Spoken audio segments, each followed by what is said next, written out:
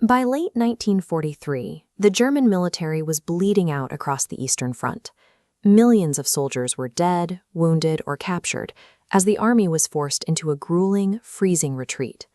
Inside the German High Command, a faction of military intelligence and army officers looked at these staggering losses and reached a grim conclusion.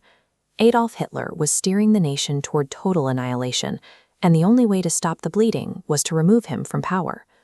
But getting to Hitler was a logistical nightmare. He rarely appeared in public, spending almost all of his time hidden inside the Wolf's Lair in East Prussia.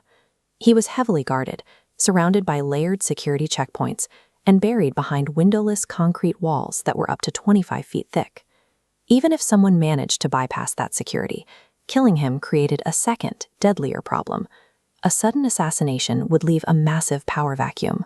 The SS, Hitler's fanatically loyal paramilitary organization, would step in immediately to seize control, triggering a brutal civil war.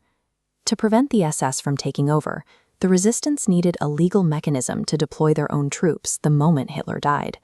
They found it in an existing continuity of government protocol called Operation Valkyrie. Originally designed to protect the regime from uprisings, Valkyrie gave the reserve army emergency powers to secure the state. The conspirators realized that the most effective way to tear down a totalitarian regime without triggering a civil war was to hijack its own paperwork and weaponize its bureaucracy against it. This flowchart shows exactly how they hacked the protocol. Colonel Henning von Tresckow and General Friedrich Ulbricht secretly rewrote the Valkyrie orders. Instead of deploying the reserve army to suppress civilian revolts, the new orders commanded them to occupy government ministries and arrest the SS leadership, cutting them out of the chain of command completely. But looking at this flowchart, there's a major bottleneck. For lower-level clerks and commanders to actually follow these revised orders, the paperwork had to be legitimately authorized. Any suspicion of forgery would trigger an investigation and stop the deployment dead in its tracks. They needed Hitler's own signature. Hitler signed the documents during a routine briefing, legally authorizing his own overthrow before the trap was even set. By securing this signature, the conspirators ensured that when the orders went out, every clerk and soldier would see them as binding commands from the Führer himself. Now they needed a delivery mechanism for the explosive. Enter Lieutenant Colonel Klaus von Stauffenberg.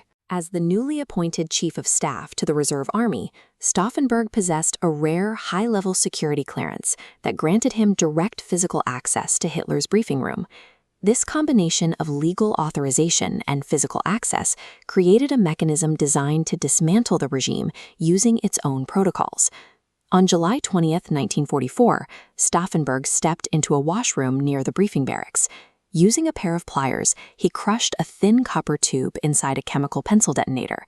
This released an acid that silently began eating through a retaining wire, starting a 10-minute countdown to detonation. He walked into the conference room, surrounded by more than 20 military officers, and placed his primed briefcase underneath the heavy oak map table, just feet away from Hitler. A few minutes later, Stauffenberg received a pre-arranged phone call and quietly excused himself from the room. This diagram shows the physics of the first fatal random variable.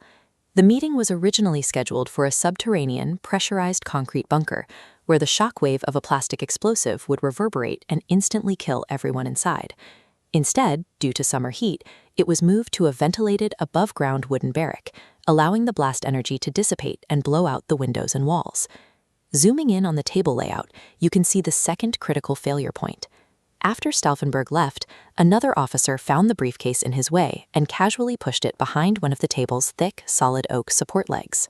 When the bomb detonated at 12:40 p.m., that piece of wood acted as a shield, deflecting the deadliest force of the blast away from Hitler. 4 people died in the explosion, but the primary target survived with only singed trousers and a perforated eardrum.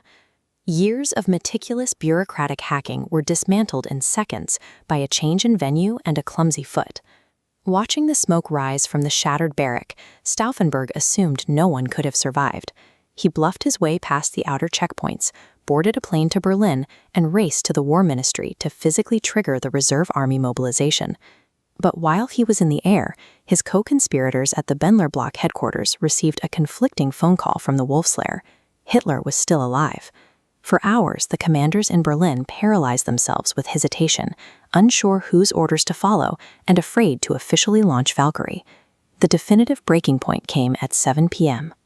A loyalist officer, Major Riemer, was ordered by the conspirators to arrest high-ranking Nazi officials.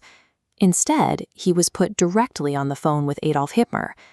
Hearing the dictator's voice shattered the illusion of his death. The coup was over. As loyalist troops sealed off the building, the resistance collapsed. General Fromm, the head of the reserve army, who had quietly tolerated the plot, switched sides to save himself. Shortly after midnight, he dragged Stauffenberg and his closest allies down into this very courtyard and had them executed by firing squad. A massive, systemic purge followed. The Gestapo implemented new blood guilt laws, known as Sippenhaft, arresting not just the plotters, but their families as well. In the ensuing weeks, they rounded up at least 7,000 people and sent nearly 5,000 to their deaths following show trials in the People's Court. The day after the bombing, Henning von Treschow walked into no man's land on the Eastern Front and took his own life. But before he died, he left a final thought. The practical failure of the coup no longer mattered. What mattered was that the German resistance had finally taken the plunge, proving to the eyes of world history that someone had tried to stop the machinery of the state from within.